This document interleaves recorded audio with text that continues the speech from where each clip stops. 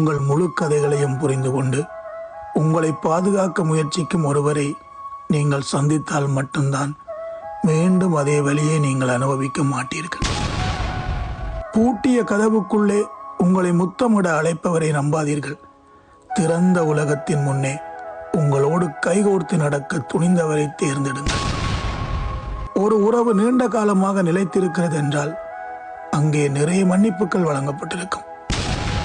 உங்களை மதிக்கும் ஒருவரை தேர்ந்தெடுக்கவில்லை என்றால் உங்களுக்கு இன்னும் ஒரு சரியான உறவு அமையவே இல்லை. உங்களில் உள்ள நல்லதை மட்டும் பார்த்து நேசிப்பவர் உங்களுக்கு தேவையில்லை. உங்களில் உள்ள தீயதையும் பார்த்து திருத்தி திரும்பவும் நேசிப்பவரை தேடுங்கள். உங்களுக்காக யாருமே இல்லை என்று உணர்ந்த போது உங்களுக்காக நான் இருக்கிறேன் என்று உறுதிப்படுத்தியவரை ஒருபோதும் அவமதிக்காதீர்கள். எல்லா கஷ்டங்களிலும் உங்களோடு கூட இருந்தவர்கள்தான் நீங்கள் நேசிப்பதற்கே தகுதியுள்ளவர்.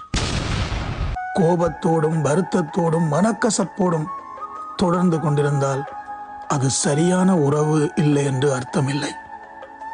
அதை எவ்வளவு விரைவாக நீங்கள் தீர்த்துக் கொள்கிறீர்கள் என்பதில் இருக்கிறது.